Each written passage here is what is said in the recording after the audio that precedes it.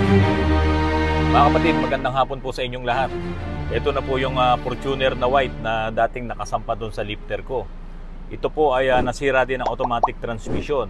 Malakas din ang jerking niya, at kapag ipinapasok mo yung cambio, mapa-drive or mapa-reverse, talaga medyo pumapalo siya ng konti.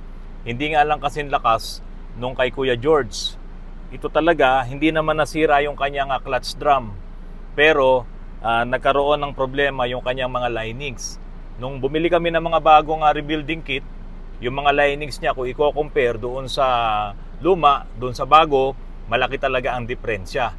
Kaya nag-decide ang may-ari nito na ipa-overhaul na rin para mas maganda ang kalalabasan. Ito na nga po, ite-test drive natin.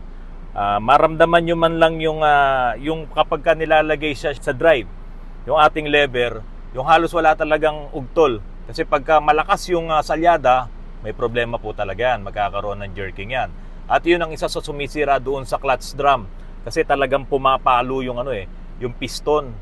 Kaya nga po, lagi kong sinasabi doon sa mga nakasubscribe po sa akin na huwag nyong uugaliin talaga yung drive neutral. Huwag yung pabalik-balik. Okay lang gamitin mo ang neutral. Walang problema doon. Pero kapag nasa traffic kayo, drive neutral, ang nangyayari doon sa piston, no? Tulak, bitaw. Kaya ang nangyayari, nawe-wear kagad yung mga clutches eh. So ngayon ito, ite-test drive natin. Sige, lagyan mo sa drive. Drive na yon? Parang wala akong naramdaman . Isa pa nga, lagyan mo ulit sa park. Okay. Tingnan mo, sa rento . Huwag mo masyadong tabingan ng kamay mo. Yan. Sige, yan. Okay. Neutral, drive. Baka naman hindi kapit yan. Kapit po. Sige nga, iabante mo nga. Sige, iabante mo na. Go na tayo. So yan. Pakiramdaman din natin yung shifting. Ingatan mo lang . Sige. Bante. Ayan.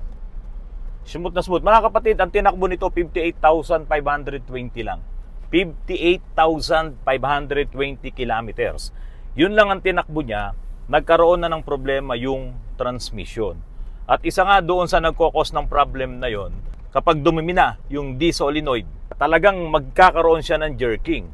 At habang nandoon siya sa state na yon, na mayroon siyang jerking, talagang every time na nag-i-engage yung drive at kahit yung reverse, talagang pumapalo na ganun yung piston, yung molded piston sa loob ng clutch 1 na drum.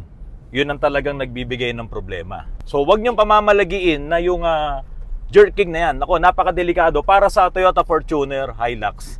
Kapag may naramdaman kayo na jerking na kagad or shift shock, pabuksan nyo na kagad yan. Posible, mahahabol pa, baka may problema yung D-solenoid na yon. Maliit na solenoid lang yon. Ito po papakita ko sa inyo, yan. Yung D-solenoid na yan, yan ang nagko-control ng pressure. Kapag po yan ay nagkaroon ng problema, hindi gumana yan, pwedeng naka-open or naka-close yan. Pero pag naka-open yan, dire-diretso lang yung malakas na pressure. At yun nga, parang inuumbag yung clutch nyo doon sa clutch 1 drum. Kaya po, nagkakaroon ng problema, halos masira pa talaga. Yung karamihan ng mga nagawa namin, nasisira, nababasag yung drum na yon. Matutuwa po yung may-ari nito, wala na yung kanyang problema na shift shock saka yung jerking. Sobrang ganda na, pati sa pag-shift niya habang nagku-cruise ka, no, from 1, 2, 3, 4, 5, 6. Ito po kasi ay 6 speeds. Kaya ito po ay magandang manakbo. Yo mga kapatid, nakailang baba na ako sa Fortuner. Pang-7 na yatang baba ito, akyat baba dahil tinetest drive natin pagkatapos na ma-overhaul yung automatic transmission. Tulad nga po ng sinabi ko po sa inyo, ito namang automatic transmission ng Fortuner, hindi naman siya ganun kahirap gawin. Medyo simple lang din siya, katulad lang din siya ng mga ibang mga automatic transmission nitong mga Isuzu Crosswind. Halos pareha sila ng design. Ngayon, okay na po ito at maganda na siyang manakbo. Matutuwa na yung may-ari nito at maiuwi niya na yung kanyang Fortuner. Pasok na pasok sa banga ito.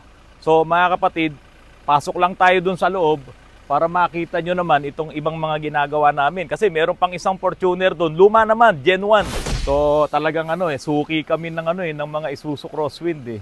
Pero meron din dito, kapatid, pakita ko sa inyo. Ayan oh. Nandiyan din naman yung iba namin mga gawa. Ito naman ay Ford Everest. Ibang Ford Everest po 'yan. Ang problema po niyan ay yung injectors. Naku, napakamahal ng injectors. Tara mga kapatid, tignan niyo rito. So mga kapatid, ito na yung yung Hyundai. Ito na yung Hyundai. Tignan nyo naman ang pagkakaiba sa gawa ni Kuya Larry. Oh. Tignan nyo ang gawa ni Kuya Larry. Ito yung dating naglalawa na makina ng Hyundai Accent. So ayan, binubuo na namin. Siguro mamayang hapon, Kuya Larry, under na to, no? Oh, mamayang hapon daw, tapos na to. At yung BBT, yung dalawang BBT nito kasi ino-overhaul pa ni Chip doon. So tamang-tama, pagka naikasa na yon, timing na lang lahat. Siyempre si Kuya Larry gumawa dahil talagang walang tagas yan. Ganun kagaling tong taon to. Pagdating sa tagas, Gerald, congratulations ha, nakadalawang Fortuner ka na. Marunong ka ba talaga? Chamba lang yan. Chamba lang yun. Low profile lang mga kapatid. Yan si Gerald, ang assistant ni Chip. Ayun si Chip oh. Oh. Ayan. Ito po yung isang Fortuner. Nag-aayos din kami ng EGR niya, nililinis lahat, pati manifold. Ayan, ayun yung may-ari, oh. Ayan, ayun, dalawa may-ari, oh. So, meron akong 3 D-Max dito. Ayan, nagtabi-tabi. Isang maliit. Ito yung maliit na D-Max. Mababa pala, mababa. Tapos medyo tumangkad ng konti kasi nakasakay sa lifter. Pero ito yung mas matangkad. Yan. Yan yung binadilip na po namin. Ayan. Laki ng mga gulong yan, oh. Body lifted na yan. Inaayos na lang nung pintor. Ito mga kapatid, pakita ko sa inyo. Ay sir, ano po pangalan nyo? Randy. Po? Randy. Randy rin, Tukayo tayo. Oo, Tukayo kayo po sir. Bong. Si Sir Bong, may-ari ng Fortuner. Si Sir Randy, may-ari ng D-Max. Okay, dito. Balikan ko kayo sir. Oo, balikan ko kayo. So dito naman mga kapatid, ipakita ko sa inyo para yung mga gustong mag-lift ng ng D-Max at yung iba pang mga sasakyan, hindi talaga siya makukuha na puro ililift mo sa suspension, body lift, yung mga ganyan. Kailangan gagalaw ka din talaga. Kailangan mo mag-latero eh. Kailangan mo ng magaling na latero. So dito mga kapatid, ang ginawa namin, ayan, talagang ito po, nagbawas po kami dito. Kasi ito yung tumatama eh. So nagbawas kami dito at ito po ipapiber na namin itong loob. Ayan, kung makikita nyo. So, ano po ang naging difference nito dito? Ito yung original. Ayan oh. So medyo makapal siya dito. Kaya lang dahil ito ay nagpalit ng malaking gulong, dito nagbawas na kami. So, mapapansin nyo, maliit dito, lumaking galon. Ito naman, malaki dito, ayan, pantay lang siya. Ayan. So dito po, nagbawas na kami kasi magkakabit din naman kami ng jaos. Malaki lang yung jaos na nabili. Copy lang to. So ilalagay na po namin ito dito. Ayan. So ganyan na po ang magiging forma. Kasi kung hindi mo rin naman to tatabasan, magkakaproblema po itong ating mudguard. Ayan. Kaya ito po nagtabas. Ayan o. Hindi na sila parehas. Ito D-Max din. Ayan. So yan mga kapatid, wag mong dalhin lahat sa sa suspension lift kasi titigas ang suspension mo. Kung ang problema mo, yung mga tumatama-tama lang na yan, kayang-kaya yan ng mga laterong magagaling, lalong-lalo na yung mga nagpoporma ng fiber.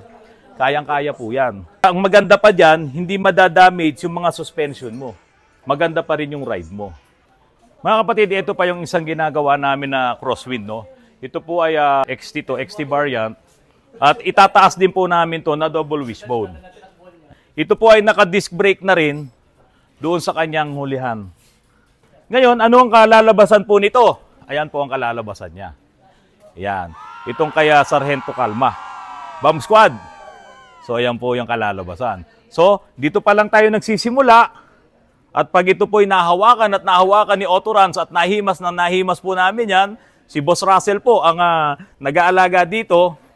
Ganito po ang mangyayari. Mga kapatid, meron na yung mugs. Ito, ito yung mugs niya. Aha. Pintahan natin. Ayan. Ito po ay naka-ROH. Tignan natin. Naka-black truck by ROH. So ito po yung gagamitin ditong steel rim. Yan. So siyempre, pag gumamit ka ng mga ganitong kalalaking steel rim, wheels, no? Talagang kailangan malaki ang tires mo. Ito lang yung dati niyang gulong ngayon, no?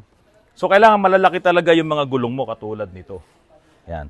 So ito po, hinihintay na lang namin yung gulong. Sir Angel Tuyugon, ano nang nangyari sa gulong natin? Kailan ba darating dito sa amin? Yan. Para maitayo na namin itong, sabi nga ni Engineer Tolit, si Whitey daw. Ewan ko kung papayag yung may-ari na ito ay si Whitey. So, yun po, mga kapatid, hintayin nyo yung developments ito. Kapag ito po ay patapos na, no, ipapakita din po namin sa inyo. Pero kaming isang multicab na ipapasok dito, mga kapatid. Yung multicab na yon, ang driver po nun putulan 2 paa. Ngayon, dati siyang driver, kaya lang gusto niyang maituloy yung kanyang pagdadrive. Pero bago pa dumating dito sa amin, meron siyang converted na sasakyan din na naidadrive niya kahit putol yung kanyang 2 paa. So bumili siya ngayon ng Suzuki na multicab at ito po ay pinako-convert sa amin at bahala na raw po kami kung ano yung pinaka-safe at pinakamagandang conversion para itong ating kaibigan at subscriber na PWD putulan 2 paa ay muli po ulit makapagmaneho gamit ang kanyang Suzuki na multicab na i-convert po ni Autorans. Mga kapatid, ito na po yung mga pyesa na tinanggal dito sa crosswind na to. Hindi po ito pang surplus. Ito po ay nabili na ni Sir Reynaldo Dizon diyan sa Hacienda Luisita sa Tarlac. Nung napanood niya po yung nakaraang vlog ko, ay tinawagan niya kagad ako kinabukasan at siya na raw po ang bibili nung lahat ng mga pyesa na to na tinanggal dito sa XT. At ikakabit po yan sa kanyang Highlander na Isuzu. Hindi ko lang alam kung Extreme yun or SL. Pero kung Extreme yun, ako po, siyempre, napakaganda ng itsura. Parang Pajero yun eh. So ngayon, lahat ito, 6 studs na po ito, 6 holes yan. Malaki na mga bearing dahil galing ito sa XT na Isuzu. Ililipat po lahat ito doon sa Highlander niya. At dire-diretso na rin po yun. Malamang magpa-steel bumper na rin po si Sir Reynaldo Dizon at ibabadilit na rin po yun para maging mas mataas siya. Ang plano nga niya, Boss Russell, ay 31 daw yung gulong eh. No? So Sir Reynaldo Dizon, ang alam ko nung nag-usap tayo, bibili ka rin ng ganitong kalaking mugs.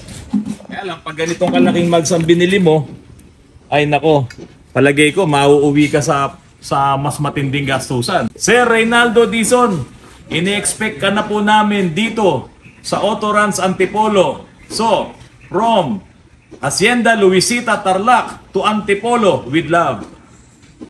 Mga kapatid, paalis na yung bongo na ginawa namin ng steel bumper. Hindi ko masyado nabigyan ng video to, sayang. Pero ngayon paalis na, magte-trail na raw sila. O ito, tignan nyo po. Ibang klase ang trip nung mag-asawang ate at kuya na to. Ayaw nilang bumili ng mga pick-up na yun, yung mga ganong klaseng pick-up. Ayaw nila yan. Ayaw nila yan.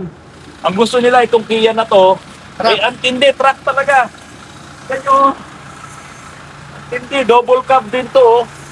Double cab, may truck side. Ayan. Oh. Tapos ito, pagagawan pa nila ng ano yan, parang ano yung pausap nyo?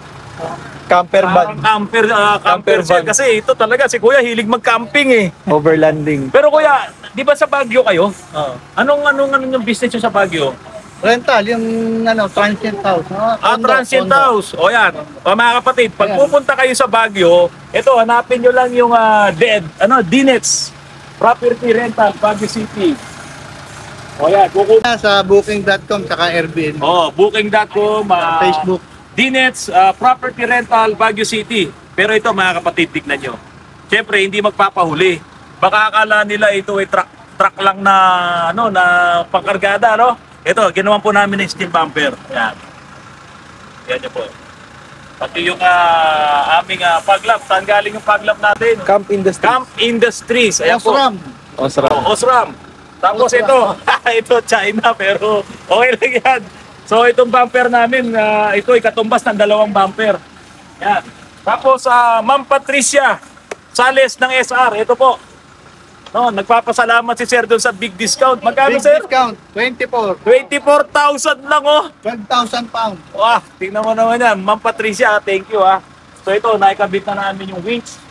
Tapos, Ito yung steel bumper. Hindi na ako nagpa-flat ngayon ng kulay eh. Talagang glossy na. Basta yung steel bumper para madaling linisin. So yan, pati stepboard oh. Nilagyan ko na natin. Stepboard na siya. Testing. Ibay. Oh. Eh, siyempre dito ang ano nito, yan. Dito yan. Oo. Ito Hindi sa kasi likod. doon nahirapan si ma'am eh. Oh. Actually pwede dito eh, ganun eh.